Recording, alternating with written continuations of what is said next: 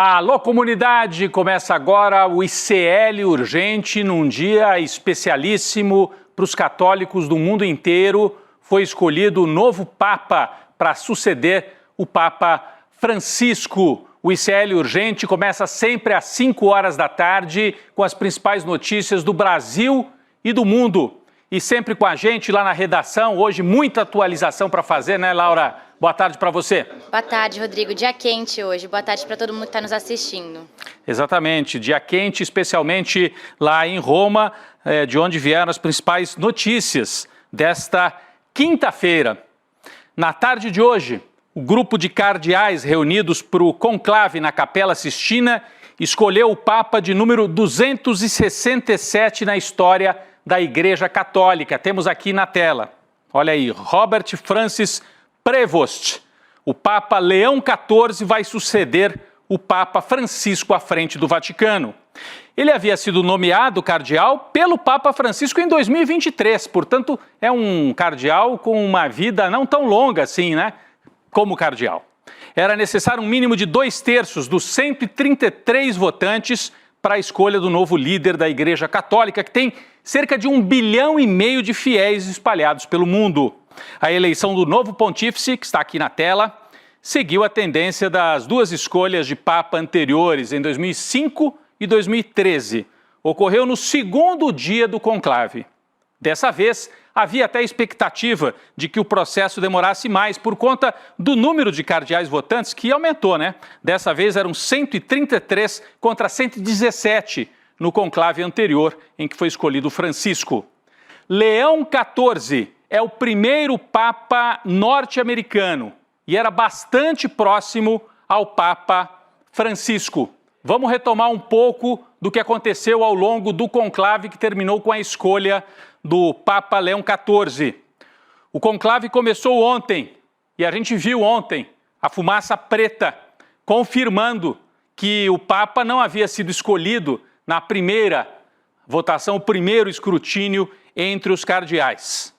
Na manhã de hoje, repetiram a reunião, o escrutínio e, de novo, saiu fumaça preta pela manhã, não havia consenso. Mais uma vez, a gente vê ali a fumacinha preta que saiu no Vaticano. Era um indício de que a escolha estava ainda se alongando, não havia um consenso para a escolha do novo Papa da Igreja Católica. Mas logo depois, saiu finalmente fumaça branca. Olha ali, o momento exato em que sai a fumaça branca da chaminé no Vaticano, a euforia dos fiéis na Praça de São Pedro. Tudo isso ocorreu por volta de 12h30, 12h30, na hora do almoço aqui no horário de Brasília. Pessoas de várias partes do mundo que estavam ali na expectativa, né, correram para frente da sacada da Basílica de São Pedro porque sabiam que era dali que viriam mais notícias. E nesse momento saiu a fumaça branca, mas houve um intervalo entre a fumaça branca e a informação exata de quem seria o novo Papa. Quase 1 hora depois desta fumaça branca sair pela chaminé, finalmente, o cardeal francês Dominique Mamberti, de 73 anos, apareceu na sacada para anunciar o famoso Habemus Papam. Vamos acompanhar esse momento histórico na trajetória da Igreja Católica. Vamos ver. Annuncio vobis gaudium magnum. Eu vos anuncio uma grande alegria.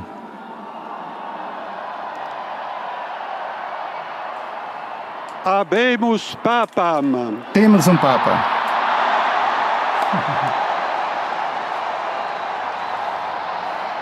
Eminentissimum. O eminentíssimo Ac e reverendissimum reverendíssimo Dominum. Senhor Dominum Robertum Franciscum. Sancte Romane Francisco. Ecclesiae Cardinalem Prevost. Cardeal Prevost. Cardeal Qui sibi nomen que toma para si imposuit o nome Leonem XIV. Leão XIV. É isso, o momento exato do anúncio, né? Em que, inclusive, quem estava traduzindo ali estava recebendo a informação naquele momento. Quem apareceu ali para fazer o anúncio, só repetindo, é o cardeal francês, que é o protodiácono, esse é o nome técnico, né? É o mais velho entre os diáconos que dão apoio para o colégio de cardeais que faz a escolha. Então, feita a escolha, sai a fumaça branca e aí o protodiácono vai e faz esse anúncio com toda a formalidade, né, de 2.000 anos, de mais de 2.000 anos de história da Igreja Católica. Bom, menos de meia hora depois desse anúncio do famoso Habemus Papam, finalmente, Robert Francis Prevost, já como Papa Leão XIV, fez sua primeira aparição na sacada do Vaticano. Tá aí, olha, primeira aparição do novo Papa Leão XIV por volta de 14 horas e 20 minutos no horário brasileiro. Foi recebido com euforia por uma multidão de quase 50 mil pessoas. Algumas coisas a observar aqui, gente. Observem aqui junto comigo no telão. Ele usa vestimentas completas de Papa, ao contrário do que costumava fazer Francisco, que usava trajes mais simples. Isso é uma sinalização. Tudo na Igreja Católica é importante e eles usam muito esta linguagem dos sinais para a comunicação. Vestimenta completa. Ele citou 2 vezes o Papa Francisco, o Papa anterior, em seu discurso, o que também é um sinal importante de que pretende continuar o legado do Papa Francisco. Prevost, agora Papa Leão XIV, ele é agostiniano, significa que ele integra a congregação dos agostinianos. Quem são? Os agostinianos reivindicam o legado de Santo Agostinho, um dos mestres do pensamento, um grande teólogo do catolicismo, portanto alguém também vocacionado aí para as questões da teologia, é o perfil de um agostiniano. Falou em construir pontes, e nesse momento estava citando indiretamente também o Papa Francisco. O Papa Francisco fez um famoso discurso dizendo: é hora de construir pontes e não de erguer muros. O novo Papa escolheu exatamente essa expressão: vamos construir pontes, mais um sinal de continuidade em relação a Francisco. Então, de um lado, continuidade, de outro, talvez um pouquinho mais ao centro. E as vestes tradicionais mostram que ele vai seguir mais o formalismo, coisa que Francisco não fazia com as suas vestes simplificadas de Papa. Todos esses sinais são importantes para a gente avaliar na primeira aparição do Papa Leão XIV. Ele usou, como eu disse, o início do seu discurso para homenagear o antecessor, o Papa Francisco, a quem agradeceu. Disse que quer prosseguir o trabalho do Papa de origem argentina. Vamos ver um trecho, então, escolhido pela nossa equipe, do primeiro discurso do novo Papa Leão XIV. Vamos ver. Esta é a paz de Cristo ressuscitado, uma paz desarmadora, humilde e perseverante, que provém de Deus, Deus que nos ama a todos, incondicionalmente. Ainda conservamos em nossos ouvidos aquela voz frágil, mas sempre corajosa do Papa Francisco, que abençoava Roma.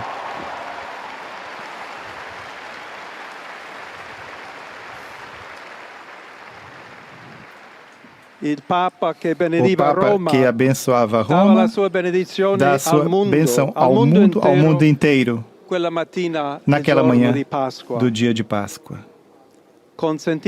Permitam-me dar sequência àquela mesma bênção. Deus nos quer bem, Deus nos ama a todos. O mal não prevalecerá.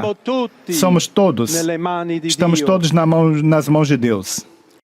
O mal não vai prevalecer e a voz de Francisco ainda é ouvida na Praça de São Pedro, disse o novo Papa. Vários sinais, então, de continuidade. A nossa equipe preparou aqui um quadro, uma arte, como a gente diz, com alguns dos dados principais sobre o novo Papa, né? Quem é o Papa Leão XIV? Aqui a foto, vocês já viram as imagens. Não é um rosto conhecido, claro, né? Porque tem atuação mais lá nos Estados Unidos, a gente não conhece.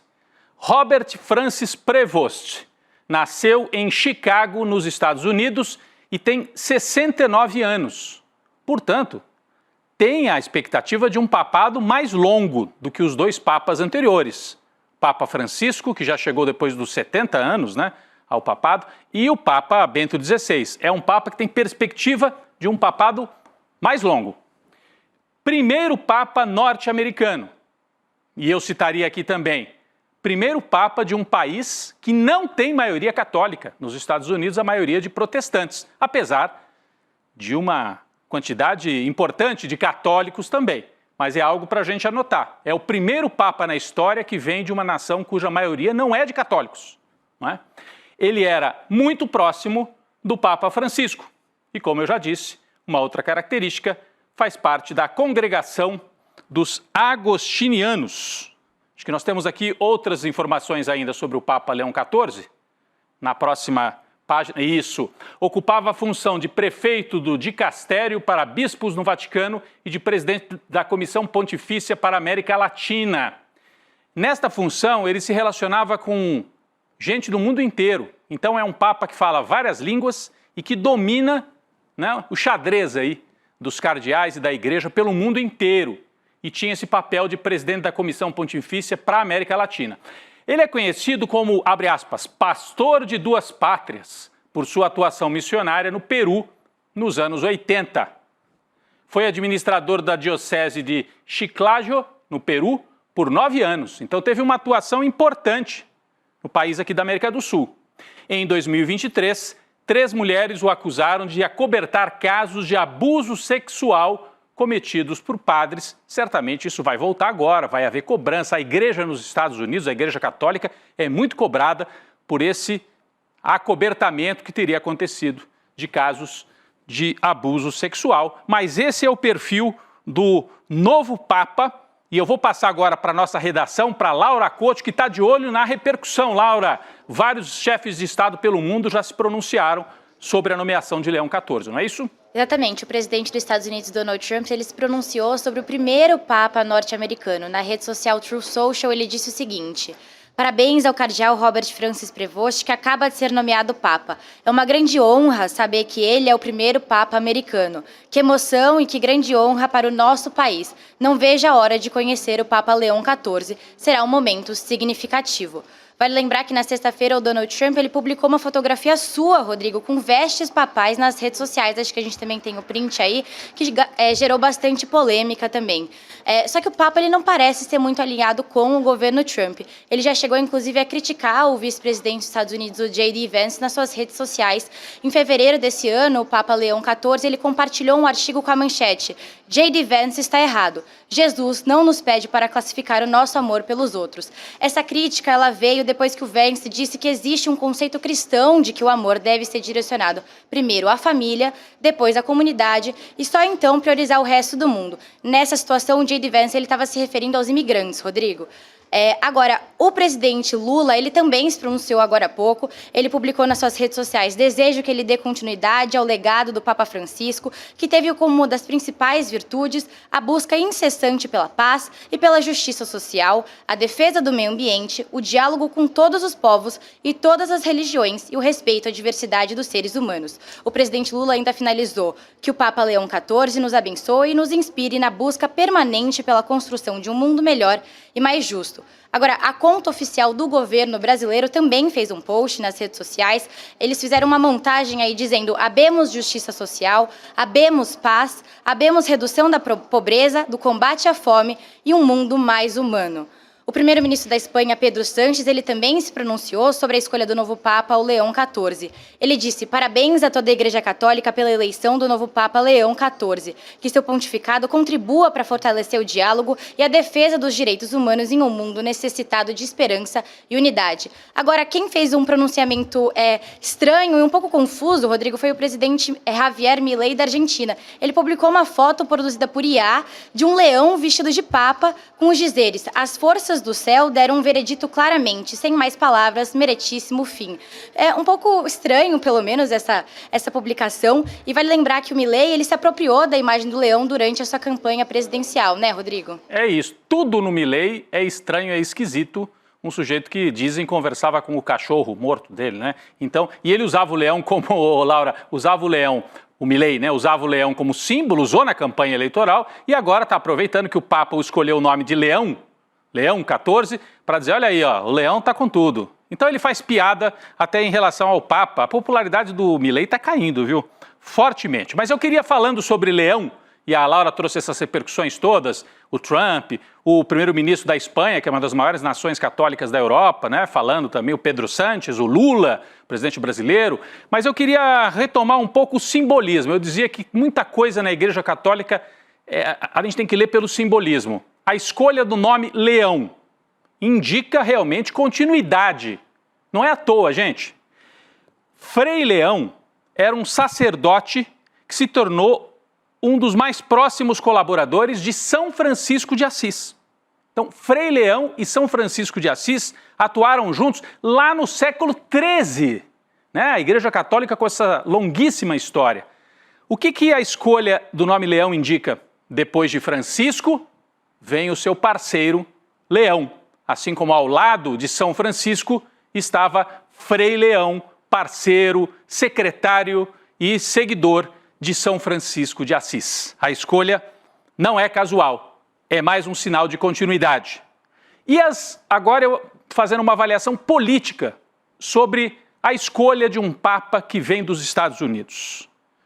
Ela acontece no momento em que o Trump exerce o seu poder de forma quase imperial, quase um autocrata, sem ninguém que o contraponha lá nos Estados Unidos. E a Igreja Católica escolhe alguém, uma personalidade, para dirigir 1,5 bilhão de católicos pelo mundo, que pode ser esse contraponto ao Trump lá na casa dele e no mundo. Então, é uma leitura possível. Ainda mais um Papa que diz que é preciso construir pontes, seguindo Francisco, que criticava os muros construídos por Trump contra os imigrantes. Mas há uma segunda leitura possível. Vocês leram aqui que eu disse que o Papa Leão XIV se apresenta como um religioso de duas pátrias, dos Estados Unidos e também peruano, né? Porque ele atuou muito tempo no Peru. E essa é uma tentativa de reconstruir aquela ideia de América, né? Um Papa de todas as Américas. Os Estados Unidos têm essa ideologia desde o século XIX. América para os americanos, americanos do norte, como se tudo fosse deles. Então, pode ser lida também como uma tentativa de unificar as Américas no momento em que Trump e os Estados Unidos e o mundo ocidental enfrentam uma guerra comercial, uma disputa tremenda com a China. São sinais e leituras possíveis da indicação do novo Papa Leão XIV, mas vamos aguardar as sinalizações seguintes para fazer uma leitura mais completa. Por enquanto são apenas os primeiros sinais já importantes num cargo tão importante, com mais de 1,5 bilhão de fiéis pelo mundo. Então tem muita influência política no mundo inteiro. Vamos falar, daqui a pouco a gente volta, tem mais repercussões aí sobre o Papa Leão XIV, mas eu quero falar do presidente Lula. O presidente Lula está viajando, está fora do Brasil, se manifestou mais uma vez sobre o tarifaço de Donald Trump. Está aqui a manchete, ó. Daqui a pouco eu trago detalhes da fala do Lula. Ele está na Rússia, isso é importante dizer, Lula está na Rússia, aí a chegada dele na Rússia, para comemorar o Dia da Vitória, dia em que as tropas soviéticas venceram a Alemanha nazista na Segunda Guerra Mundial, dia 9 de maio. Muita gente aí da direita criticando. O Lula está lá para comemorar com os russos, com os soviéticos, né? Mas é a história, gente. Foram os soviéticos que chegaram primeiro a Berlim e que derrubaram Hitler, o regime nazista. E Lula está lá para acompanhar essa importante cerimônia. Numa entrevista à revista norte-americana The New Yorker, Lula disse que haverá reciprocidade nas tarifas impostas pelo governo norte-americano. O presidente brasileiro ressaltou que antes de tomar qualquer medida contra os Estados Unidos, vai tentar resolver o assunto por via diplomática. Lula na Rússia falando sobre Trump e sobre as tarifas. Laura Couto tem mais informações. Rodrigo, nessa entrevista o presidente Lula disse que ainda não conversou com o Trump e que não tem nenhum interesse de falar com ele, a não ser que haja uma necessidade. Olha só o que ele disse, abre aspas, se como representante do Estado norte-americano ele quiser falar com o Lula, representante do Estado brasileiro, eu falarei com ele tranquilamente. Mas até agora não tive nenhum interesse também em falar com ele. Se algum dia eu tiver algum problema e precisar ligar para ele, eu vou. Ele falou isso, Rodrigo? Pois é, o Lula não foi assim muito amistoso com o Trump, mas também não foi de confronto aberto. É o perfil do Brasil, é uma tradição brasileira, né? De não se curvar, mas também não fazer confronto à toa, né? Nesse caso nem seria à toa, porque os Estados Unidos estão impondo tarifa para todo mundo. A China, Laura, também se manifestou, né, sobre a guerra tarifária com os Estados Unidos. Se manifestou de novo, né, já foram várias manifestações. Mas Pequim reiterou seu apelo para que os Estados Unidos cancelem as tarifas contra o país asiático, já que se preparam para iniciar as negociações comerciais nos próximos dias. A posição da China, né, surge horas depois de Trump dizer que não estava disposto a reduzir as tarifas para destravar negociação comercial nenhuma com o país asiático. Bom, nesse conflito entre os dois países, Xi Jinping teve um apoio importante também hoje. Se encontrou, olha, com Vladimir Putin. Lula está na Rússia e Xi Jinping também está lá na Rússia, também na comemoração do dia da vitória dessa histórica data em que se colocou um fim à ameaça nazista, e quem fez isso principalmente foram as tropas soviéticas. Xi Jinping recebeu então o apoio de Putin para combater o que chama de bullying internacional promovido pelos Estados Unidos e esse ataque anti-globalização promovido por Donald Trump. Depois voltaremos ao longo da nossa programação com mais detalhes sobre a viagem de Lula. Amanhã é o dia mais importante com esse desfile da vitória lá em Moscou, da vitória soviética sobre os nazistas. Política brasileira.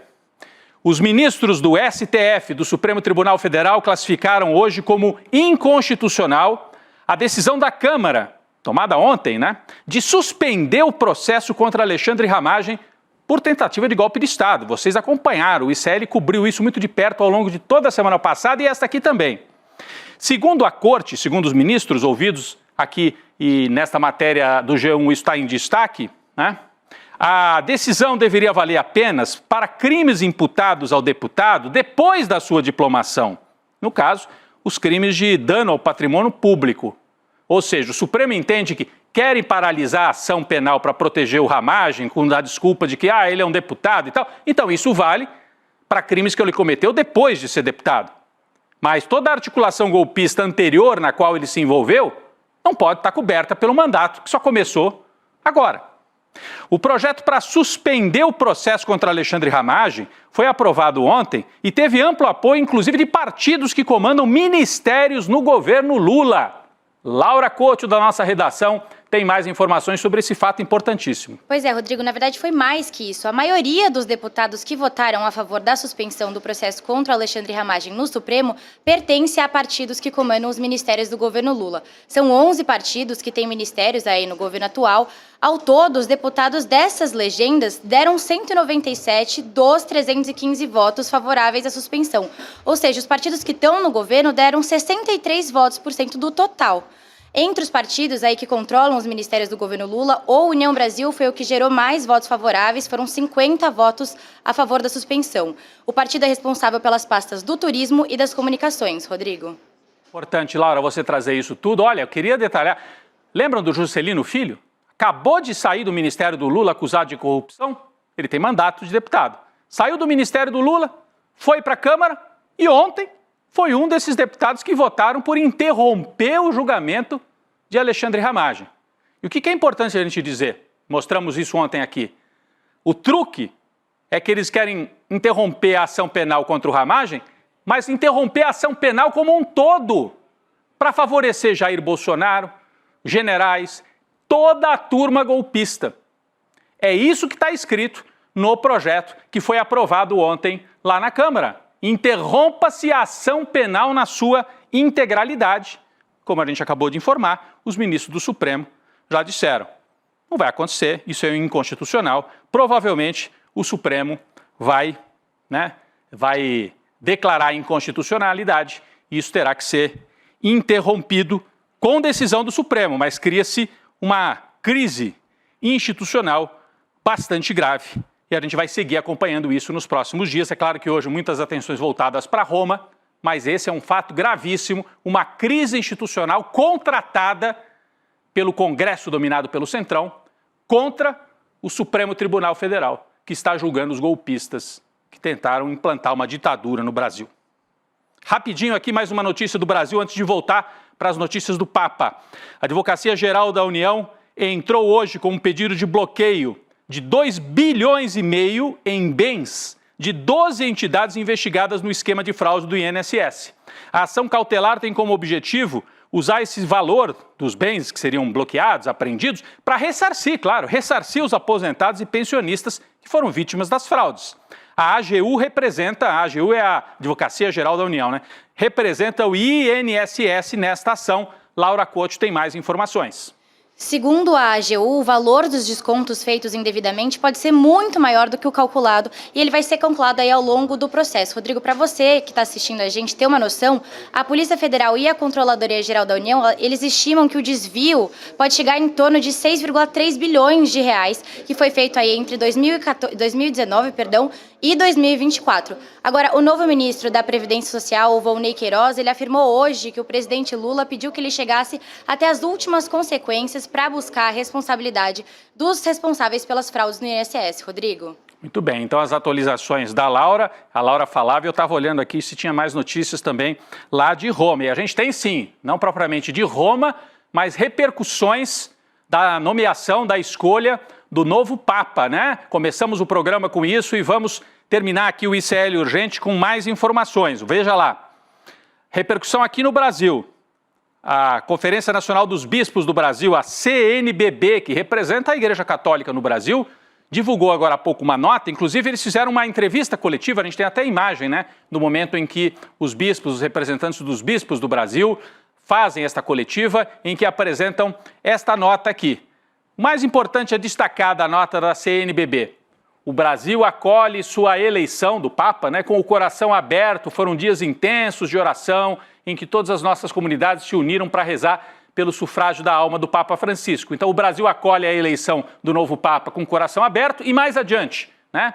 Esta escolha, inspirada no exemplo de santos missionários, citam inclusive José de Anchieta, né, que teve atuação aqui no Brasil, né, importante, na época lá da colonização brasileira, em que a Igreja Católica trouxe a fé, né, como parte do projeto colonizador, mas diz, inspirados pelo exemplo dos santos missionários, para fazer da igreja cada vez mais uma casa de portas abertas, onde todos se sintam acolhidos, amados e valorizados, especialmente os pobres. E aí, um toque aqui da CNBB, procurando se alinhar, né, com esse discurso que foi adotado muito pelo Papa Francisco e que parece vai ser o discurso de continuidade de uma igreja voltada para os pobres, para o humanismo, não para a defesa absoluta dos dogmas. Então o novo Papa, acolhido aqui pela CNBB, claro, né, a gente não esperava outra coisa, mas esta frase aqui, citando os pobres, dá a linha, né, que a CNBB imagina e que todo mundo imagina que seja a linha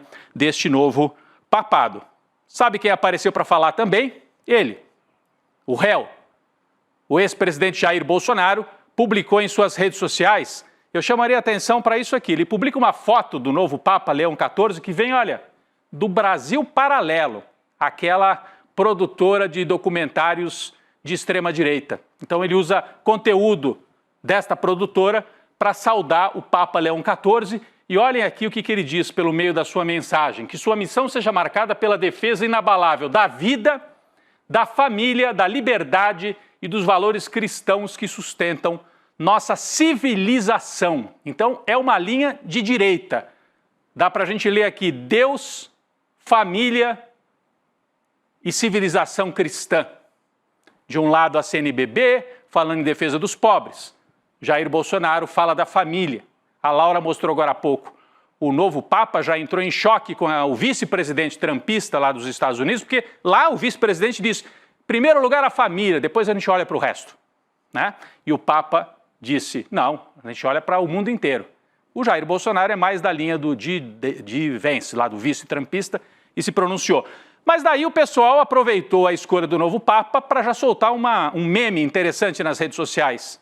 É a chaminé soltando a fumaça branca e um recado para os golpistas e para os extremistas brasileiros. Sem anistia é a mensagem que sai nesse meme que está circulando bastante também pelas redes sociais no dia da escolha do novo Papa. Já já a gente volta com mais informações no ICL Notícias, segunda edição. Laura, obrigado pela super participação e parceria aqui na cobertura de todas as notícias aqui sobre a escolha do novo Papa e as outras notícias do dia. Valeu mais uma vez, Laura. Valeu, Rodrigo. Até. Até. Daqui a pouco, e Série Notícias, segunda edição, traz mais informações e análises sobre o novo Papa. Eu só queria dar uma boa notícia para você aqui. Muita gente pediu, estão abertas agora as matrículas da segunda turma da pós-graduação do ICL em parceria com a FESP, que é uma faculdade de muita tradição de sociologia e política.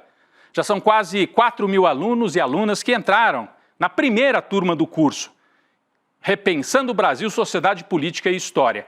E agora chegou a vez da segunda turma, nós preparamos uma super aula magna. Está aqui na tela, ó, uma aula magna que acontece no dia 15 de maio, às 8 da noite, condução dele, Gessé Souza.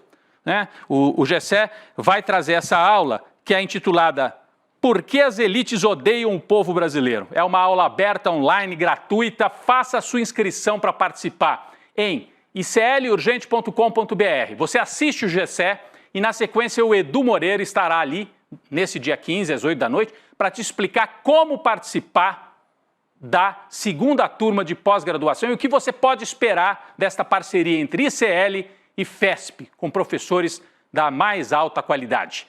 Faça sua inscrição pelo QR Code ou pelo link. O ICL Urgente fica por aqui. Vem agora o ICL Notícias, segunda edição, com Roberta Garcia, Juliano Medeiros, Chico Saio. Daqui a pouco vou para lá também. ICL Urgente volta amanhã. Valeu, gente! Por que as elites odeiam tanto o povo brasileiro? Segundo essas elites, as cidades de fora são sempre as melhores. As pessoas lá são mais educadas, honestas, bonitas. Cidade boa é Miami, comida e cultura de valor só na Europa. É sobre esse tema e a explicação disso que farei a próxima aula magna da pós-graduação do ICL, Repensando o Brasil, Sociedade, Política e História. A aula Por que as elites odeiam o povo brasileiro será no dia 15 de maio, na quinta-feira, às 20 horas. É uma aula de graça e aberta ao público. Uma oportunidade única para você conhecer essa pós que é revolucionária. Participe desse momento especial com o ICL e a FESP São Paulo.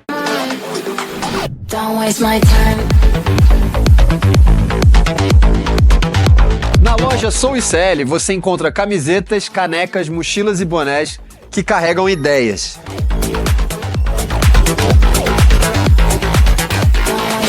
Produtos com propósito para quem acredita em justiça, consciência e transformação.